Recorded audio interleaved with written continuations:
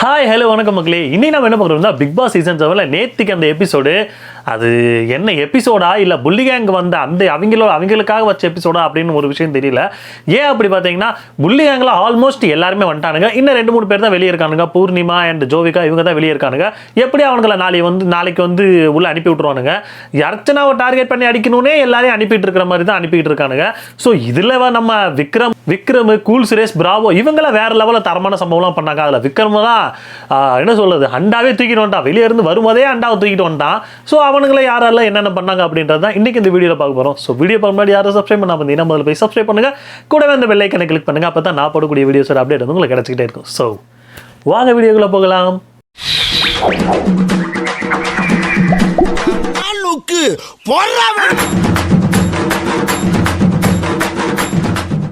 So நேற்றுக்கு episode start ஆனது பார்த்தீங்கன்னா பிக் பாஸ் வந்து ஒரு மார்னிங் ஆக்டிவிட்டி வைக்கிறாரு. அதில் என்ன சொல்கிறார் அப்படி பார்த்தீங்கன்னா, அதாவது இதில் ஆல்ரெடி இந்த வீட்டை விட்டு நீங்கள் வெளியே, அதாவது 6 கண்டஸ்டன்ட் இருக்கீங்க, நீங்கள் இந்த வீட்டிலேருந்து வெளியே போனீங்கன்னா நீங்கள் என்னென்னலாம் பண்ணுவீங்க அப்படின்றத சொல்லணும். ஸோ அதே மாதிரி உள்ள அதாவது 3 பேர் வந்திருக்காங்க பார்த்தீங்களா, ஸோ அவங்க வந்தவங்க வெளியே போய் நீங்கள் என்ன பண்ணீங்க அப்படின்றத சொல்லணுன்ற மாதிரி ஒரு ஆக்டிவிட்டி வைக்கிறாங்க. விஷயங்கள் என்னென்ன என்று சொல்லணும். ஸோ இதை கேட்டுட்டு நம்ம மாயா, அதாவது இந்த வீல ஒருத்தவன் பேர் ஆரம்பிக்கும், அவன் பார்த்தீங்கன்னா வெளியே போனோன்னா ஆளே காண மாட்டான், ஊருக்கு எங்கேயா ஓடி போயிடுவான்ற மாதிரி சொல்லி சிரிச்சுக்கிட்டு இருக்கு. இதெல்லாம் திருந்துற கேஸே கிடையாது. ஒரு பையன் இருக்கான் சார், வீணா ஆரம்பிக்கும் அவன் பேரு, அடுத்த நாள் ஊரை விட்டு ஓடிடுவான்.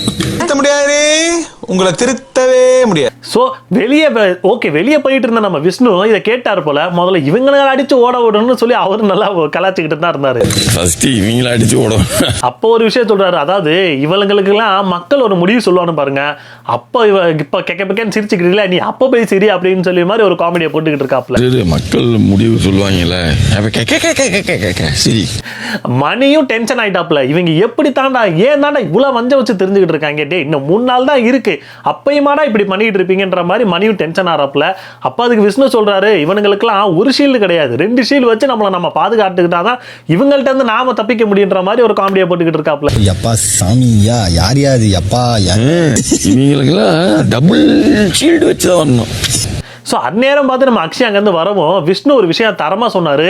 அதாவது தயவு செய்து நீ அங்கேருந்து விலகிடு, அவங்கள்ட்ட வந்து கொஞ்சம் அவாய்டு பண்ணிக்க, அப்போ தான் உனக்கு நல்லதுன்னு சொல்லிக்கிட்டு இருக்காங்க. இதெல்லாம் கேட்குற கேஸாது, அதெல்லாம் கேட்காது, அதெல்லாம் வாய்ப்பே இல்லை ராஜா. தயவு செய்து அவாய்ட் பண்ணுறேன், உன் வாழ்க்கைக்கு நல்லது. வாய்ப்பு இல்லை ராஜா.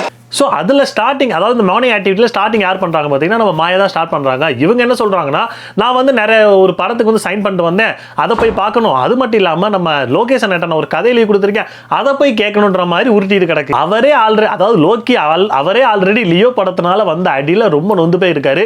இதில் இவங்க கொடுத்த கதையை வந்து படிச்சிருப்பீங்களான்னு போய் கேட்பாங்களாம். எப்படி படிச்சிருப்பாரு பாருங்க. அப்புறம் லோகேஷ் நாட கால் பண்ணி கதை படிச்சிட்டீங்களான்னு கேட்பேன். ஸோ அடுத்து வந்து நம்ம விஜய் சொல்கிறாப்புல, அதாவது வந்து நான் வந்து இந்த வீட்டை விட்டு வெளியே போனீங்கன்னா நல்லா போய் ஒர்க் அவுட் பண்ணணும், போய் ஃப்ரெண்ட்ஸ் எல்லாம் பார்க்கணும், அந்த மாதிரி சொல்லிட்டு இருக்காரு. எப்பா எனக்கு தெரிஞ்சு இதுதான் உனக்கு வந்து லாஸ்ட் டேன்னு நினைக்கிறேன், எப்படி இன்னைக்கு அனுப்பிடுவாங்க வேர்க்கிற அளவுக்கு ஒரு ஒர்க் அவுட்டை முடிச்சுட்டு. ஸோ அடுத்து நம்ம விஷ்ணு வர்றாப்புல வந்து அதாவது இந்த இதுக்குள்ள இத்தனை பேர் ஒரு காம்படிட்டர் இருந்தாங்க, அதுவும் முக்கியமாக இந்த மாயா பூர்ணிமான்ற ஒரு ஜந்து கூடலாம் நான் இருந்து நான் எப்படியோ இதை முடிச்சுட்டேன்னு நான் சந்தோஷப்படுவேன்ற மாதிரி ஒரு விஷயம் சொல்றாரு.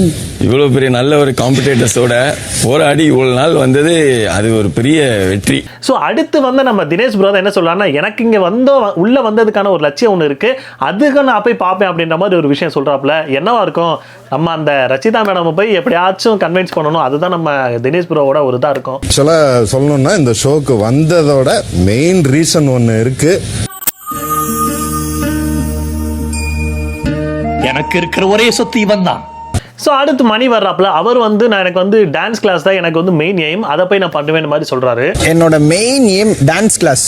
ஸோ அடுத்து வந்து அர்ச்சனா வர்றாங்க. அவங்க வந்து என்ன சொல்றாங்கன்னா, அதாவது ஆல்ரெடி அர்ச்சனா நிறைய விஷயங்கள் பேசியிருப்பாங்க, ஸ்டார்டிங்ல இருந்து அவங்க ஒரு விஷயம் பேசிட்டு வந்து தான் அவங்க அளவே ஆரம்பிச்சிருப்பாங்க. ஆனால் இந்த மானங்கெட்ட பிக் பாஸ் அவங்க அலறது மட்டுமே ஒரு கான்செப்டா எடுத்து போட்டீங்க பார்த்தீங்களா, டே உங்களெல்லாம் சொல்லவே முடியாதுடா, அவ்வளோ கீழ்த்தனமானவங்களா நீங்களா அப்படின்ற மாதிரி தான் இருந்தது. மாம் டாட், எனக்கு ஆசை தீர்ற வரைக்கும் நான் உங்ககிட்ட நான் என்னோட அட வெக்கம் கட்டுவீங்களா, இதுக்கு எதுக்குடா வெள்ளையங்கிலி மாலைன்னு, இதுக்கு ஒரு 4 பேர்ட்ட மூத்திரத்தை வாங்கி மடக்கு குடிக்க வேண்டியதானே. ஸோ அடுத்து பார்த்தீங்கன்னா நம்ம வினுஷா வந்து பேசுறாங்க. பட் அக்ஷய் ஆனனியா பேசுனதை வந்து காட்டல. அதனால எவ்வளவு மொக்கையா இருந்திருக்கும் நீங்களே பாத்துக்கோங்க. ஸோ அடுத்து பாத்தீங்கன்னா நம்ம மணி, தினேஷ் அண்ட் விஷ்ணு இவங்க 3 பேரும் உட்காந்து பேசிட்டு இருக்கும்போது என்ன பேசிட்டு இருக்காங்கன்னா, அதாவது வினுஷா ஒரு விஷயம் சொல்லியிருப்பாங்க அந்த மார்னிங் ஆக்டிவிட்டியில். அதாவது உனக்கு வந்து விஷ்ணு வந்து மாதுளம்பழம் தரமாட்டேன்னு சொன்னீங்கன்னா அப்படின்னு ஒரு சண்டை வந்திருக்கும் அப்போ ஸ்டார்டிங்ல. ஸோ அதை வெளியே போனோன்னா வினுஷா கிட்ட அவங்க பாட்டி சொன்னாங்களா, விஷ்ணு என்ன உனக்கு என்ன மாதுளம்பழம் தர்றது, நான் உனக்கு தரேன்னு சொல்லி அவங்க எடுத்து கொடுத்த மாதிரி அந்த காமெடியா ஒரு விஷயம் சொல்லியிருப்பாங்க. அதை எடுத்துட்டு வந்து மணி இப்போ காமெடியா பேசிக்கிட்டு இருக்காரு. அது வேற லெவல்ல ஆக்டிங்கோட அவனா விஷ்ணு தரதில்ல, நான் உனக்கு தரவா. இதை கேட்ட நம்ம விஷ்ணு என்ன சொல்றாருன்னா, ஏற்கனவே நம்ம மேல நல்ல அபிப்பிராயம் வெளியே இருக்கு, இதுல இவங்க வேற பேசி 2 ஓட்டை வந்து கம்மி பண்ணி விட்டாங்க அப்படின்ற மாதிரி பேசிக்கிட்டு இருந்தாங்க. இவங்க பேசி ஒரு 2 ஓட்டை கேன்சல் பண்ணிருப்பாங்க. ஸோ அடுத்து நம்ம விஷ்ணு இந்த மாதிரி மாதுளம்பழம் கொடுக்காமையோ இல்ல கோகோ மில்க் பண்ணி கொடுக்காமலையோ வாழைப்பழம் கொடுக்காமலே இருந்திருந்தா என்னை மன்னிச்சுக்கங்கன்னு மன்னிப்பும் கேட்டாங்க. மாதுளம் கொடுக்காமையோ கொக்கோ மேல் கொடுக்காமையோ வாழைப்பழம் கொடுக்காமையோ மன்னிப்பு கேட்கிறேன். ஸோ அடுத்து நான் அங்கேருந்து வந்து வினுஷா உட்கார்ந்து இருக்காங்க. அவங்கள்ட்ட நம்ம விஷ்ணு சொல்றாப்ல, அதாவது ஏற்கனவே ஒருத்தன் பால் கொடுக்கல அப்படின்னு சொல்லி அவனை வீட்டுக்கு அனுப்பி விட்டேன், இப்போ நான் மாதுளம்பழம் கொடுக்கலன்னு சொல்லி என்னை எங்கெங்கெல்லாம் அனுப்ப முடியாதுன்னு சொல்லி ஒரு காமெடியா பேசிக்கிட்டு இருந்தாப்ல. நீ இப்படிதான் ஒருத்தர் பால் கொடுக்கலன்னு வீட்டுக்கு அனுப்பிச்சிட்ட, இப்ப மாதுளை கொடுக்கலன்னு என்ன எங்க அனுப்ப போறேன்னு தெரியல. ஸோ அடுத்து நம்ம மாயா அனன்யாலாம் உட்காந்து பேசிக்கிட்டு இருக்காங்க. அதில் மாயா என்ன சொல்கிறாங்கன்னா, யாரை பற்றி பேசுவாங்க, நம்ம விஷ்ணுவை பற்றி தான். அதில் என்ன சொல்கிறாங்க அப்படின்னா, அந்த ஃப்ரேம் மாதிரி ஃபோட்டோட வச்சுருக்காங்க. அதில் நம்ம பூர்ணிமா விஷ்ணு வந்து உட்காந்து இருக்கிற மாதிரி ஒரு ஃபோட்டோ இருக்குது. இவெல்லாம் இதுக்கெல்லாம் லாய்க்கே இல்லைன்ற மாதிரி ஒரு விஷயம் சொல்லிட்டு இருக்காங்க. அதை வந்து சொன்னதுக்கு நம்ம விஷ்ணு ஒரு பர்ஃபார்மன்ஸ் பண்ணாராமா. என்ன அப்படின்னா, நான் வந்து இந்த இடத்துல கேம் தான் விளையாண்டுக்கிட்டு இருந்தேன், இன்னொருத்தவங்களுக்கு அந்த மாதிரி அபிப்பிராயம் இருந்தால் நான் ஒன்றும் பண்ண முடியாது, அவர் ஏற்கனவே ஒரு விஷயம் சொல்லியிருப்பாரு. அதை இந்த இடத்துல கேலிக்கின்றலாம் நம்ம மாயா சொல்லிட்டு இருக்காங்க. விளாண்டேன், இங்கே யாருமே எனக்கு ஃப்ரெண்ட்ஸ் கிடையாது, அவங்களுக்கு என்ன பிடிச்சிருந்தா என்னால் ஒன்றும் பண்ண முடியாது. ஸோ அந்த இடத்துல பார்த்தீங்கன்னா மறுபடியும் மாயா ஒரு விஷயம் சொல்கிறாங்க. அதாவது பெரியவன் மன்மதேவன் இவங்கிட்டலாம் போய் எல்லாம் போய் விழுகிறாங்கன்னு சொல்லிட்டு இருக்கவும், அந்த பக்கம் நம்ம விஷ்ணு பாத்திரம் கழுவிட்டு இருந்திருக்காரு. கேட்டுருச்சு போல, அவரோட ஃபேஸ் ரியாக்ஷனை பார்க்கணும். இதெல்லாம் திருந்துற கேஸே கிடையாதுன்ற மாதிரி நினைச்சிருப்பாரு நம்ம விஷ்ணு. மன்மதேவன் அப்படியே ரோமியோ ஒரு அளவுக்கு மேல அதில் அப்போ அனன்யா ஒரு விஷயம் சொல்கிறாங்க. அதாவது நான் வெளியே போனோன்னு எல்லாமே பார்த்தீங்கன்னா லவ் கண்டென்ட்டாக போகுது, டேட்டிங் இதாக போயிட்டு இருக்கு. அதுக்கு நீங்கள் வெளியே போய் ஒரு டேட்டிங் போய் வேண்டியதானே, நீங்கள் எதுக்கு இதுக்குள்ளே வந்து பிக் பாஸ் வீட்டுக்குள்ளே வந்தீங்கன்னு யாரு நம்ம அனன்யா சொல்லிட்டு இருக்காங்க. இவங்க அப்படியே வந்து உள்ளே வந்து பெரிய கண்டென்ட்டாக கொடுத்து கிழிச்சிட்டாங்க. ஏற்கனவே 2 வாட்டி வெளியே அனுப்பிவிட்டு 3ஆவது வாட்டியாக உள்ளே வந்திருக்கீங்க. அப்போ கூட உங்களுக்கு அறிவு வேணாமா, நீங்கள் எதில் நீங்கள் சேர்ந்து எவ்வளோ அடிபட்டிருக்கீங்கன்னு. நீங்க டேட்டிங் ஷோ போங்க, பிக் பாஸ் எதுக்கு வந்திருக்கீங்க எனக்கு புரியல. சாவு சாவும்ல.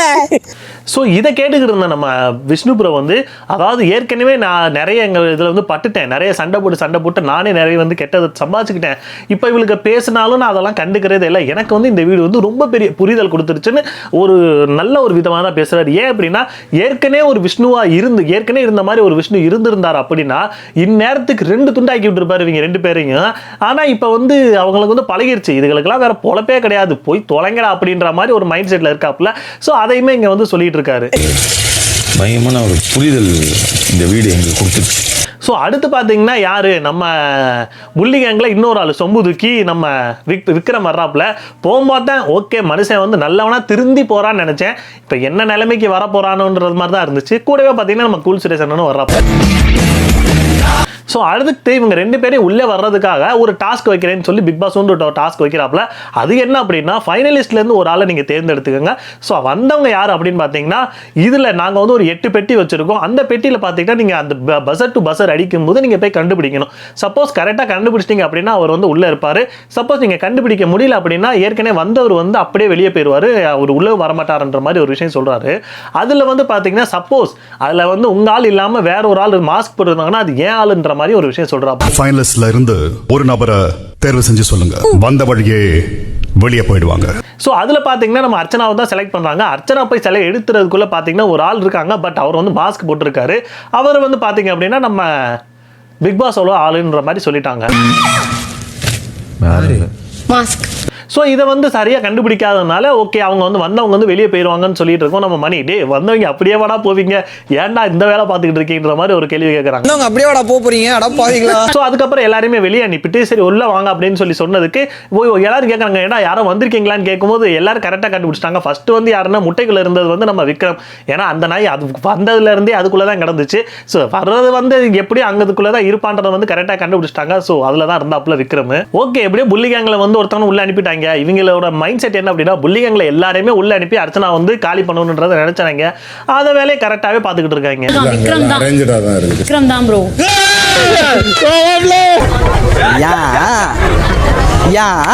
அப்போ ஒரு காமெடி நடந்துச்சு பார்க்கணும். நம்ம விக்ரம வந்து மணி வந்து கட்டி பிடிச்சிக்கிட்டு இருக்காப்ல, அங்க கூல் சுரேஷன் அந்த டைனிங் டேபிளுக்கு நடுவில் ஒரு இடத்துல ஒளிஞ்சுக்கிட்டு இருப்பாரு. அதை பார்த்த உடனே விக்ரம ஒரே தள்ளு, நீங்களா எவன்டா அப்படின்ற மாதிரி தள்ளி விட்டுட்டு போய் கூல் சுரேஷனை போய் கட்டி பிடிச்சிருப்பாரு. காமெடியா இருந்துச்சு.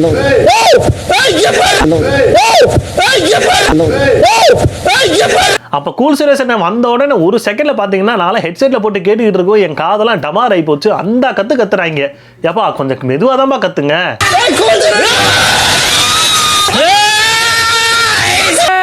தம்பி மெதுவாப்பா, காதெல்லாம் கொய்யணுதுல. அதை வந்து அடுத்து வந்து நம்ம மாயாவை தூக்கி சுத்துறேன்னு சுத்தி மயக்கமே வந்துருச்சு நம்ம கூல் சுரேஷனுக்கு. எதுக்கு இந்த வேலை, தேவையில்லாத வேலை பார்க்கணும் நீங்க.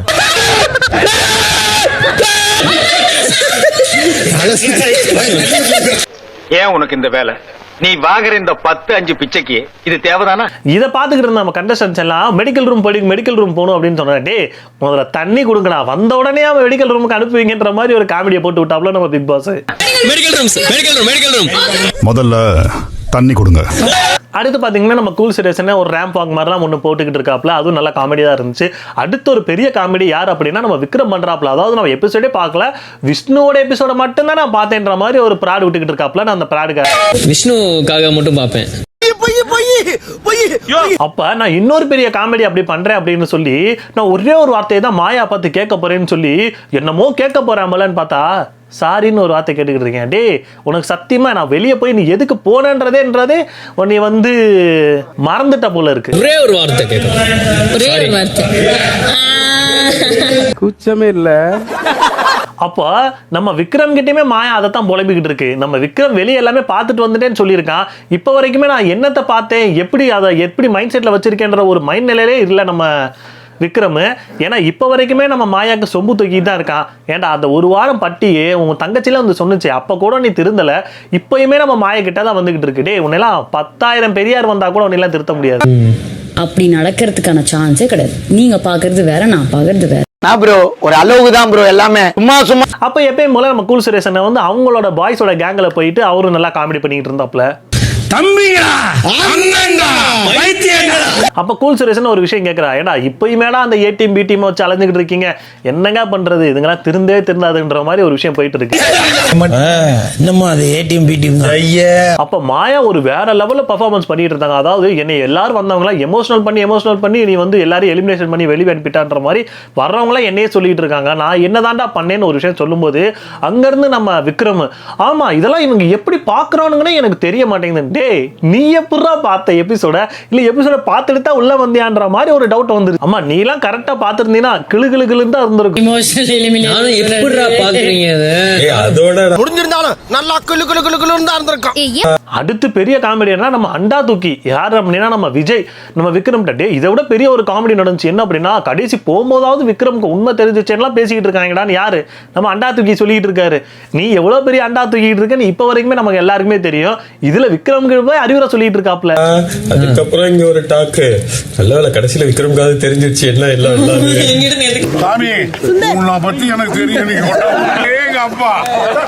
அடுத்து கடைசி அதாவது விக்ரம் வெளியே போகும்போது நம்ம மணி வந்து ஒரு விஷயம் சொல்லியிருப்பாங்க. அதாவது வந்து நீ இங்க இருக்கிற வரைக்கும் உன்னை வந்து ஒரு இதான் பயன்படுத்திட்டு இருந்தாங்க, உன்னோட விளையாடவில்லைன்னு சொல்லி ஒரு நல்ல விதமா தான் நம்ம மணி வந்து விக்ரம்கிட்ட சொல்லியிருப்பாங்க. அதை இந்த இடத்துல ஏன்டா நீ எல்லாம் நல்லாவே மாயா கெட்டவன் என்கிட்ட காட்டிக்கிட்டு இருக்கியான்ற மாதிரி புலி இது என்ன மைண்ட் செட்ல வந்துச்சுன்னு இப்போ வரைக்குமே எனக்கு தெரியல நம்ம விக்ரம். ஏண்டா டேய் நீங்கெல்லாம் வந்து சொல்லுங்கிறீங்களாடா என்கிட்ட அப்படின்னு இருந்தது. நானே எத்தனையோ பேரை பார்த்துருக்கேன்டா, ஆனா உன்ன மாதிரி வெறும் வாயில வட சொல்ல நான் பார்த்துலடா எங்க அப்பா. ஸோ அடுத்து பார்த்தீங்கன்னா இன்னொரு என்ட்ரி வராங்க. யார் அப்படின்னா நம்ம தலை பிராவோ வர்றாப்புல. பிராவோ இப்போ வரைக்கும் அதாவது பிராவோ ஸ்டார்டிங்கில் வந்ததுலேருந்து எனக்கு பிடிச்சிருந்துச்சு. மாயா கேங்கில் சேராமல் இருந்திருந்தா தான் அவரோட பர்ஃபார்மன்ஸ் வேற லெவலில் இருந்திருக்கும். எப்போ மாயா கேங்கில் சேர்ந்தாரோ அப்போலேருந்து அவரும் கெட்டு போயிட்டார். ஸோ வந்தவர் என்ன பண்ணார் பார்த்தீங்கன்னா கையில் ஒரு ரோஸ் இது பொக்கையில வச்சிருக்காரு. ஸோ அதுலேருந்து ஃபைனலிஸ்ட் யாரா இருக்கோ அவங்களுக்கு ஒவ்வொரு ரோஸை ஒவ்வொருத்தவங்களுக்கு ஒரு ரோஸ் கொடுத்துட்டாப்ல. அத்தனை பேருக்கும் ஃபர்ஸ்ட் ஆஃப் ஆல் என்ன மச்சான் ஸோ அடுத்து பார்த்தீங்கன்னா நம்ம மணி, தினேஷ், விஷ்ணு இவங்க 3 பேர் உட்காந்து பேசிட்டு இருக்கும்போது, ஏன்டா ஒரு புள்ள பூச்சிலாம் என்ன வந்து கலாச்சிக்கிட்டு இருக்குன்னு விஷ்ணு சொல்லிட்டு இருக்காரு. யார் அப்படின்னா நம்ம விக்ரம். அதுக்கு நம்ம தினேஷும் சொல்லிட்டு இருக்காப்ல, இப்போ அவன் வெளியே போயிட்டான்ல, இப்போ அவன் கலாய்க்க தான் செய்வான். சப்போஸ் அவன் உள்ள இருந்தானா அவனை நாமினேட் பண்ணியிருப்பாங்கன்ற பயத்திலே அவன் எதுவும் பேசியிருக்க மாட்டான். இப்போ அவன் எல்லாம் பேசுவான்ன்ற மாதிரி ஒரு பேசிக்கிட்டு இருக்காப்ல. சும்மா ஜாலியாக இப்போதான் அவனுக்கு டைம். அவன் கேம்ல இருக்கும்போது கலாய்க்க முடியாது, கலாய்ச்சா நாமினேஷன் பண்ணிடுவாங்க. அடுத்து இப்போ வரைக்குமே நம்ம தினேஷ் ப்ரோவுக்கு அர்ச்சனா மேல இருக்கிற வன்மை வந்து இன்னமும் குறையவே இல்லைன்னு தான் சொல்லணும். ஏன் அப்படின்னா, அதாவது வந்து மற்றவங்களை நீ கலாய்க்கிற, ஆனால் அவங்க வந்து உன்னை கலாய்க்கும் போது நீ ஏற்றுக்க மாட்டேன்ற மாதிரி ஒரு விஷயம் சொல்லிட்டு இருக்காப்ல. அந்த பிள்ளை எப்பப்பா கலாய்ச்சிச்சு, சும்மா காமெடியா பேசுறத கூட நீ கலாய்னு சொல்லிட்டு இருக்கீங்களே, அப்போ விசித்ரா மேம் உங்களை போட்டு வறுத்தெடுத்தாங்களே, அப்போ அதெல்லாம் ஓகே நீங்க நினைக்கிறீங்க அப்படித்தானே? நீ மற்றவங்களை பண்ணும்போது அதே இதை உனக்கு பண்ணால் எப்படி இருக்குங்கிறது தானே அது. அப்போ ஒரு விஷயம் சொல்றாப்ல, இது என்ன குழந்தையா இது அப்படின்ற மாதிரி ஒரு விஷயம் சொல்றாரு. அதுக்கப்புறம் பெரிய அது வேற லெவல் காமெடி என்ன அப்படின்னா, நாங்க வந்து டார்கெட் பண்ணி நாங்க யாரையுமே கலாச்சது இல்லைன்ற மாதிரி ஒரு விஷயம் நம்ம தினேஷ் ப்ரோ சொல்லிட்டு இருக்காப்ல. ஏன் தினேஷ் ப்ரோ, நீங்க தான் இன்னைக்கு கிச்சன்ல சொல்லிட்டு இருந்தீங்க, நீ சகோதரன் அந்த பிள்ளை சொல்லிருச்சு, நான் எப்படி அந்த பிள்ளையை கலாய்ப்பேன் திட்டுவேன்ற மாதிரிலாம் சொல்லிட்டு இருந்தீங்க. இப்போ நான் எப்படி டார்கெட் பண்ணி கலாய்ப்பேன்ற மாதிரிலாம் சொல்லிட்டு இருக்கீங்க. ஏன் இந்த மாதிரி கிறுக்கு மாதிரி பேசிக்கிட்டு இருக்கீங்க? என்ன குழந்தையா வீட்டுல கலாய்க்கிற அளவுக்கு நம்ம கன்ஃபார்மா கிடையாது, அதை மட்டும் எழுதி வச்சுக்க. அடங்கப்பா, இது உலக நடிப்புடா சாமி. ஸோ அடுத்து நம்ம கூல் சுரேஷன் அங்கேருந்து வந்து நம்ம தினேஷ் ப்ரோ இவங்க கூட உட்காந்து பேசுறாங்க. என்னம்மா அந்த அர்ச்சனா பொண்ணு வந்து ரொம்ப டல்லா இருக்கேன்னு கேட்டதுக்கு விஷ்ணு ஆகிறது, யார் இந்த இவர் தான், இவர் பண்ணிவிட்ட வேலையில தான் அந்த பிள்ளை இப்படி இருக்கு அப்படின்ற மாதிரி ஒரு விஷயத்த சொல்லி விட்டாப்ல. அர்ச்சனாலாம் ரொம்ப டல்லாவே இருக்கு. இல்லையே, நேற்று ஒரு ப்ரூட் பண்ணிட்டு இவர்தான், இவருக்கு இதான் வேலை. ஸோ அடுத்து பார்த்தீங்கன்னா இன்னொரு குறும்படம் போடுறாங்க. பட் அது என்ன அப்படின்னு சொல்லவே இல்லை. அப்படின்னு ஒரு குறும்படம் போடுறதுல மோஸ்ட்லி அதில் பார்த்தீங்க அப்படின்னா நம்ம கூல் சுரேஷனே தான் வந்தாப்புல. ஸோ அடுத்து பார்த்தீங்கன்னா நம்ம அர்ச்சனா இவங்க எல்லாமே உட்காந்து பேசிட்டு இருக்காங்க. அப்போ வந்து அர்ச்சனா வந்து ஒரு மார்னிங் ஆக்டிவிட்டியில் வந்து தினேஷ் ப்ரோக்காக வந்து ஓட்டு கேட்டிருப்பாங்க. அதை இந்த இடத்துல நம்ம அர்ச்சனா சொல்றாங்க, அதாவது நான் இவருக்காக ஒரு நல்ல மனசோட தான் ஓட்டு கேட்டேன், பட் இவருக்கு ஓட்டு கேட்டிருந்தாருன்னா ஏதாவது ஒரு இக்கண்ணா வச்சு தான் கேட்டிருப்பாருன்ற மாதிரி ஒரு விஷயத்த சொல்றாங்க. உண்மையாலுமே அவர் அதான் பண்ணாரு அன்னைக்கே அவர் அன்னைக்கே அவரும் சொன்னாரு தான், ஓட்டு கேட்டிருப்பேன், இவர் என்ன கேட்டிருந்தா இக்கனா அக்கனா வச்சு கேட்டிருப்பாரு. அப்போ ஒரு விஷயம் உங்களுக்குள்ள மறுபடியும் முட்டிக்கிச்சு. அதாவது அர்ச்சனா சொன்ன, நான் உங்களை என்ன லெவலில் பார்க்குறேனோ அது மாதிரி நீங்க என்னை பார்க்க மாட்டீங்கன்னு சொல்லவும், அங்கேருந்து தினேஷ் நான் எப்படி பார்க்குறேன்னு நீனு அதை மாதிரி பார்க்க மாட்டேங்கிற மாதிரி ஒரு ஏடா முடிங்கடா, இன்னும் 2 நாள் தான்டா இருக்கு, ஏன்டா உங்களுக்குள்ள நல்ல ஒரு பர்ஃபார்மன்ஸ் வச்சுருக்கிற ஒரு கேரக்டர் அந்த கண்டஸ்டன்ஸ் நீங்க ஏன்டா சண்டை போட்டீங்கன்ற மாதிரி தான் இருந்தது. மாதிரி நீங்க என்ன பார்க்கல, யாரு நான் உன்னை பார்க்குற மாதிரி நீ என்னை பார்க்கல, முடியல. அப்ப நம்ம தினேஷ் ப்ரோ ஒரு விஷயம் சொன்னோம், அதாவது நான் ஒரு விஷயம் சொன்னேன், அது வந்து நல்லதுக்காக தான் சொன்னேன் அப்படின்னு ஒரு விஷயம் சொல்லும்போது அங்கிருந்து நம்ம பிராவோ ஒரு விஷயம் கேட்கிறாப்ல, அதாவது நீங்க என்ன சொன்னீங்க தினேஷ் ப்ரோ, நீங்க சொல்லுங்க நான் கேட்கறேன்னு சொல்லுவோம். அதெல்லாம் ஒண்ணு இல்ல, அந்த பொண்ணே வந்து உங்ககிட்ட வந்து புலம்புவான ஒரு விஷயம் சொல்லிட்டு இருக்காரு. ஏன் தான் இவ்வளவு வண்ணம் பிடிச்சி திடீர்னே தெரியல தினேஷ். நீங்க என்ன சொன்னீங்க தினேஷ்? என்ன சொன்னீங்க? இல்ல அப்படியும் உன்கிட்ட வந்து அதை புலம்பு முன்னாடி பண்ணதா ஒரு அப்போ பிராவோ இந்த இடத்துல தெளிவா ஒரு விஷயம் சூப்பரா ஒரு விஷயம் சொன்னாரு, எனக்கு ரொம்ப பிடிச்சிருந்துச்சு. என்ன அப்படின்னா, நீங்க 2 பேருமே தனித்தனியா இருக்கும்போது 2 பேருமே விட்டு கொடுத்தது கிடையாது, 2 பேருமே சப்போர்ட் பண்ணி தான் நீங்க பேசுறீங்க அப்படின்ற மாதிரி ஒரு விஷயம் சொன்னாப்ல. இது உண்மையிலே இது வந்து நெசமாலே உண்மைதான். நிறைய இடத்துல தினேஷ் ப்ரோ வந்து விட்டு கொடுத்திருப்பாரு, பட் அர்ச்சனா எந்த இடத்துலயுமே தினேஷ் ப்ரோ விட்டு கொடுத்த மாதிரி எங்களுக்கு தெரியும். ஒருத்தர் இல்லாத டைம்ல ஒருத்தர் சப்போர்ட் பண்ணி நிறைய இடத்துல பேசியிருக்கீங்க, அதெல்லாம் உங்க 2 பேருக்குமே தெரியாது. அப்படி அர்த்தம். ஸோ இதை கேட்ட நம்ம அர்ச்சனா வந்து இவங்க மேல நான் ஒரு அண்டர்ஸ்டாண்டிங் வச்சிருக்கேன், பட் இவர் வந்து அந்த அண்டர்ஸ்டாண்டிங்கை தாண்டி ஒரு விஷயம் சொல்லுவாரு, அதான் ரொம்ப ஹர்ட் ஆகும் அப்படின்னு சொல்லவும், அங்கிருந்து நம்ம தினேஷ் ப்ரோ நேற்று என்ன ஒரு சண்டை வந்துச்சோ விஷ்ணுவுக்கும் அர்ச்சனாக்கும் அதை வச்சு இங்க சொல்ல ஆரம்பிச்சிட்டாரு. அதை கேட்டவன் அர்ச்சனா, ஆமா உங்களுக்கு வேற வேலையே இல்லை, நீங்க இதை சொல்லி ஆகணும்னு நினைச்சிட்டீங்க, சொல்லுங்கன்னு சொல்லி அவங்க பாட்டி கிளம்பி போயிட்டாங்க. இதுதான் நம்ம தினேஷ் ப்ரோவோட பழக்கமே. பட் இங்க அந்த அண்டர்ஸ்டாண்டிங்லாம் தாண்டி ஒரு விஷயம் சொல்லுவாங்க, அதான் ஹர்ட் ஆகும். புரியுதா? நேத்து சொன்ன பாயிண்ட் சொல்லி ஆகணும் இருக்கு, சொல்லுங்க. நோ கமெண்ட்ஸ், சிம்பிளி வேர். இதை கேட்ட நம்ம பிராவோ வந்து இவங்க எல்லாம் திருத்த முடியாது, நீங்க எப்பயுமே உள்ளுக்குள்ள புகஞ்சுக்கிட்டே தான் இருக்கீங்கன்ற மாதிரி ஒரு விஷயத்தை சொல்லி ஆஃப் பண்ணி விட்டாப்ல. உள்ளுக்குள்ள புகஞ்சுனே இருக்கீங்க எல்லாரும். ஸோ அடுத்து பாத்தீங்கன்னா மிட்வீக் எவிக்ஷன் ஒரு எவிக்ஷன் வைக்கிறாங்க. அதாவது பாத்தீங்கன்னா ஏற்கனவே ஒரு மிட்வீக் எவிக்ஷன்ல வந்து ஒருத்தவங்களை தூக்குனாங்க. ஸோ அதே மாதிரி வந்து இந்த இதுல வந்து மிட்வீக் எவிக்ஷன் வைக்கிறாங்க, 2வது மிட்வீக் எவிக்ஷன். இது எப்படி வைக்கிறாங்க அப்படின்னு பாத்தீங்கன்னா, ஃபைனல் கண்டஸ்டன்ஸை ஒவ்வொருத்தவங்களும் ஒவ்வொரு இடத்துல வச்சுட்டாங்க. ஸோ வச்சுட்டு ஒவ்வொரு வாட்டி நம்ம பிக் பாஸ் சொல்லும்போது அந்த கதவை வந்து நீங்க ஓப்பன் பண்ணும்போது ஓப்பன் ஆனிச்சு அப்படின்னா அவங்க சேஃப், பட் கடைசி வரைக்கும் யாருக்கு ஓப்பன் ஆலையோ அவங்க வந்து இந்த வந்து எவிக்ஷன் ஆவாங்கன்ற மாதிரி ஒரு விஷயம் சொல்றாங்க. 2வது மிட்வீக் எவிக்ஷன் process. இதுல வந்து பாத்தீங்க அப்படின்னா ஃபர்ஸ்ட் வந்து பாத்தீங்கன்னா நம்ம விஷ்ணு ப்ரோக்கு வந்து கார்டன் ஏரியா கொடுக்குறாங்க, மாயாவுக்கு வந்து பிக் பாஸ்ல இருக்கிற கண்டஸ்டன்ட் ரூம், அர்ச்சனாக்கு வந்து ஸ்மால் பாக்ஸ்ல இருக்கிற கண்டஸ்டன்ட் ரூம், தினேஷ்க்கு வந்து ஜெயிலு, விஜய்க்கு வந்து பிக் பாஸ்ல இருக்கிற பெட்ரூம், மணிக்கு வந்து ஸ்டோர் ரூம். ஸோ இந்த மாதிரி தனித்தனியாக ஒவ்வொருத்தவங்களும் வந்து இறக்கி விட்டாங்க. ஸோ இப்போ வந்து ஃபர்ஸ்ட் வந்து டோரை வந்து ஓப்பன் பண்ண சொல்கிறாங்க. இதில் யாருக்கு ஓப்பன் ஆச்சு பார்த்தீங்கன்னா நம்ம தினேஷ் ப்ரோக்கு தான் ஓப்பன் ஆச்சு. ஸோ தினேஷ் ப்ரோ வந்து சேஃபு. ஸோ அடுத்து பார்த்தீங்கன்னா நம்ம மாயா வந்து அடுத்து வந்து சேஃப் ஆகிறாங்க. ஸோ அடுத்து பார்த்தீங்கன்னா மணிக்கு அப்புறம் வந்து ஓப்பன் பண்ணிட்டாங்க. விக்கலு வந்தா தண்ணியே குச்சி. ஸோ அடுத்து பார்த்தீங்கன்னா நம்ம அர்ச்சனா வந்து ஓப்பன் பண்ணி விட்டாங்க. எனக்கு ஒரு விஷயம் புரியவே இல்லை. டாப்ல இருக்கிற அர்ச்சனா வந்து 4வது நீங்கள் சேவ் பண்ணுறீங்க, பட் கடைசியாக இருக்கக்கூடிய மாயா வந்து 2வது சேவ் பண்ணீங்க. என்னதான் ஒரு டிக்கோ தெரியல. ஸோ கடைசியாக பார்த்தீங்கன்னா நம்ம விஷ்ணு வந்து சேவ் பண்ணி விட்டாங்க. இதுல இருந்து பாத்தீங்க அப்படின்னா நம்ம விஜய் வந்து எவிக்ட் ஆறாரு. பேச்சாடா பேசுனேன், கொஞ்ச நஞ்ச பேச்சா பேசுனேன், மாயாவுக்கு என்ன சொம்பு தூக்குனேன். ஆனா விஜய்ல எனக்கு ஒரு விஷயம் பிடிச்சது என்ன அப்படின்னா, அவர் எந்த விஷயத்துக்காக உள்ள வந்தாரோ அந்த விஷயத்த கிளியர் கட்டா முடிச்சுட்டு போயிட்டாரு. என்ன அப்படின்னா, மாயாவுக்கு எவ்வளவு சொம்பு தூக்கணுமோ அண்டா தூக்கணுமோ அது எல்லாத்தையும் தூக்குனாரு. இப்ப வரைக்குமே தூக்கிட்டு தான் இருந்தாரு. அதை தெரிஞ்சுக்கிட்ட மக்கள் வந்து இவெல்லாம் வேலைக்கே ஆக மாட்டான்னு சொல்லி அனுப்பி விட்டாங்க. Thank you so much everybody. Well played everyone. நம் ராஜதந்திரங்கள் அனைத்தும் வீணாகிவிட்டதே. அடுத்து அதை வந்து பார்த்துக்கிட்டு இருந்த நம்ம மாயா, ஐயோ இப்போ இறக்குன்னு சொம்பு தூக்குறேன் ஒருத்தவன் தான் இருந்தான், அவனையும் அனுப்பி விட்டீங்களேன்ற மாதிரி மாயா வந்து பார்த்துக்கிட்டு இருந்தாங்க.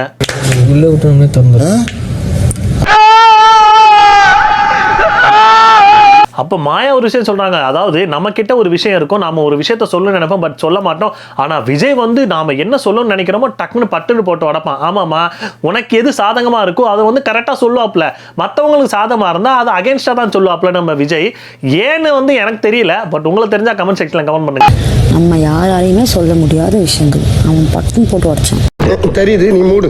ஸோ இதை முடிஞ்சதுக்கு அப்புறம் நம்ம விஷ்ணு, மணி, தினேஷ் இவங்க 3 பேர் கார்டனில் உட்காந்து பேசிட்டு இருக்காங்க. அதாவது வந்து நீங்க வந்து உன்னை வந்து ஒரு மக்களாக உன்னை பார்த்து செலக்ட் பண்ணி உன்னை உள்ளே அனுப்பியிருக்காங்க, பட் நீ அதை ஸ்ட்ராட்டஜின்னு சொல்லி ஒரு விஷயத்தை நீ பண்ணும்போது அதுவே கூட பெரிய இம்பாக்ட் ஆயிருக்கலாம்னு மணி கரெக்டாக ஒரு விஷயம் சொல்கிறோம். ஒருத்தரோட ஜேர்னியை பற்றி நம்ம ஜேர்னியை சொல்லிட்டு அப்புறம் ஸ்ட்ராட்டஜி, எந்த ஸ்ட்ராட்டஜி பெட்டர், அது கூட மேபி இம்பாக்ட் கிரியேட் பண்ணிருக்கு. அப்போ தினேஷ் ப்ரோ ஒரு விஷயம் சொன்னார். என்ன அப்படின்னா, இவ்வளோத்தையுமே நீ மனசில் வச்சுக்கிட்டு தான் அந்த ஸ்ட்ராட்டஜிக்கு நீ பண்ணியா அப்படின்னு சொல்லி கூட மக்கள் யோசிச்சிருப்பாங்க. அப்போ இப்போ அதெல்லாம் நடிச்சு இப்போ ஃபுல்லாக பண்ணது எல்லாமே நடிப்பு தான் அப்படின்றது மக்களுக்கு தெரிஞ்சிருக்குன்றதையும் சொன்னாப்ல. இவ்வளோ மைண்டில் வச்சுட்டு தான் நீ நல்ல பிள்ளை நடிக்கிறியாங்கிறது அப்படிதான். அப்போ நீ இவ்வளோ நாள் நடிச்சு நிந்தியான்ற மாதிரி ஏடாதான் அத்தனையும் நடிப்பா சொல்லுல தான் நடிப்பா. ஸோ அப்போ இன்னொரு விஷயம் என்னன்னா, அதாவது வந்து நீ வந்து பயசாக தான் இருக்காது, எங்களுக்கே தெரியுது. ஸோ அதை நீ வெளிப்படையாகவே சொல்லியிருக்கலாம். சொல்லிட்டு ஆமாம் நான் பயசாக தான் இருக்கேன்னு சொல்லியிருந்தீங்கன்னா உன்னோட கேமே வேறையா மாறி இருக்கும். பட் நீ அப்படி இல்லாமல் நீ வந்து கரெக்டாக விளையாடுறேன்னு சொல்லி பயசாக விளையாண்டது வந்து பெரிய இம்பாக்ட் ஏற்படுத்திருக்குன்ற மாதிரி ஒரு விஷயத்த சொல்கிறாப்புல. பயஸ்ட் இல்லை நியூட்ரல்னு சொல்கிறதுல ஒன்று, நீ ஆமாண்ணா ஆமான்னு சொல்லிட்டு போ. அப்போ மாயா பற்றி ஒரு விஷயம் சொல்கிறாப்ல. என்ன அப்படின்னா, 50 எபிசோடு வரைக்கும் நான் ஒரு மாதிரி இருந்தேன், இப்போ வந்து அதை மாறிட்டேன்ற மாதிரி ஒரு விஷயம் மாயா சொல்லிட்டு இருக்காங்க. அது அவங்க எப்படி இருந்தாங்கன்றது அவங்களுக்கு தான் தெரியும், நமக்கு என்ன தெரிய போகுதுன்ற ஒரு விஷயத்தையும் நம்ம தினேஷ் ப்ரோ சொல்கிறாப்ல. 50 எபிசோடு வரைக்கும் அப்படி தான் விளாண்டேன், அப்படி அதுக்கப்புறம் நானாக இருந்தேன்னு சொல்கிறாங்க. பட் அவங்க என்னவா இருந்தாங்கிறது அவங்களுக்கு தான் தெரியும். இதுல இருந்து என்ன தெரியுது அப்படின்னா, மாயாக்கு மோஸ்ட்லி இவங்க எல்லாருமே அகேன்ஸ்ட் தான். ஆனால் ஒரு சில இடத்துல நம்ம தினேஷ் ப்ரோ வந்து மாயாக்கு சப்போர்ட் பண்ணுறாருன்னு கிளியர் கட்டாக தெரியுது. அர்ச்சனாவை எந்த லெவலுக்கு அவர் வெறுக்கிறாரோ அந்த லெவலுக்கு சப்போர்ட்டாக மாயாக்கும் பேசிகிட்டு இருக்காரு. ஸோ இந்த இதில் பார்த்தீங்க அப்படின்னா மோஸ்ட்லி எல்லா புள்ளி கேங்கும் வந்துருச்சு. விஜய் போனதை வந்து நம்ம இந்த புள்ளி கேங் வந்து பூர்த்தி பண்ணுவாங்கன்னு தான் நான் நினைக்கிறேன். ஸோ இன்னும் யாரெல்லாம் புள்ளி கேங்கில் வரப்போகிறாங்க அப்படின்னு சொல்லி உங்களுக்கு தெரிஞ்சு அப்படின்னா கமெண்ட் செக்ல கமெண்ட் பண்ணுங்க. இந்த வீடியோ உங்களுக்கு பிடிச்சிருந்தா லைக் ஷேர் கமெண்ட் பண்ணுங்க. ரொம்ப பிடிச்சிருந்தா சப்ஸ்கிரைப் பண்ணி வச்சுங்க. அடுத்த வீடியோவில் பார்ப்போம். டாடா பாய்.